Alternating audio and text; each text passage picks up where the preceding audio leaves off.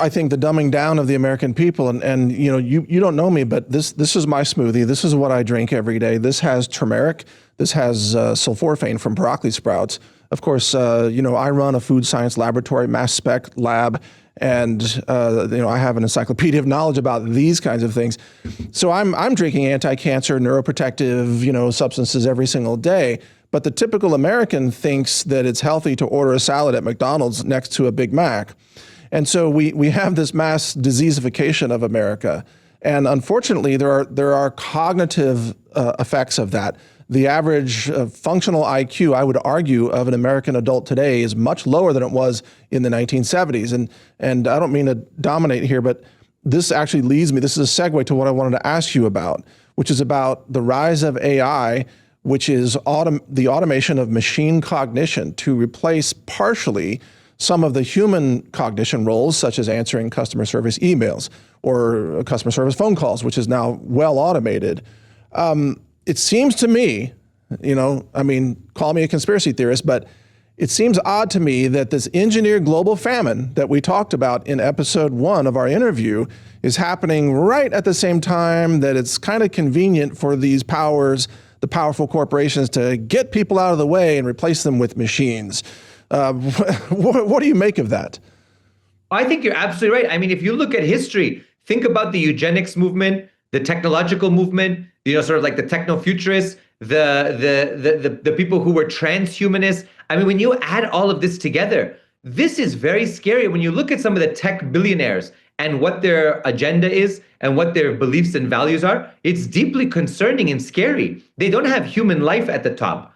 They have not only profit, but they have their own warped vision of a future that for me is very dystopian. It's not utopian. It's not humans living a fulfilling life.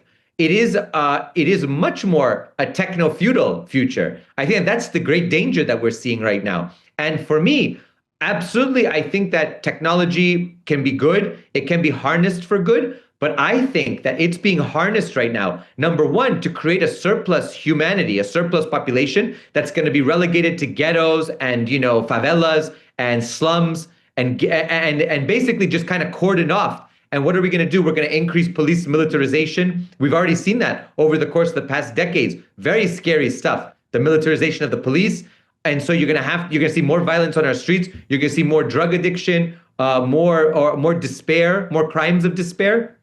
And it's not a flourishing. In fact, it's a flourishing for an elite few at the expense of the many. So I honestly believe that all of these wars, the artificial famines we're seeing, the artificial scarcity we're seeing, plus these sort of, transhumanists in these kinds of positions. And really, if you add in even the Epstein dimension, which is even darker and scarier, I think, when you add in all of that, you see that these people are going to plunder the earth for themselves at the expense of the majority of humanity, which they don't even need anymore because they're going to automate things. And I would add, AI doesn't only do the technical aspect of production and things like that, or maybe, for example, using it for answering or writing papers and answering questions, but it's used for surveillance. We are in sort of the minority report phase of our existence. We're getting into a part of our existence where all of these technical goods, and that's why I don't use AI. I don't use any of this, call function, it's speaking to some, whatever it might be, some assistant, technical assistant to open my lights or things like that, because all of that is regulated and controlled by entities that use that to strengthen their power, to strengthen surveillance. We have to be very careful about this. I mean, we are at the precipice of a situation where it's going to be even scarier than 1984, an Animal Farm, I feel.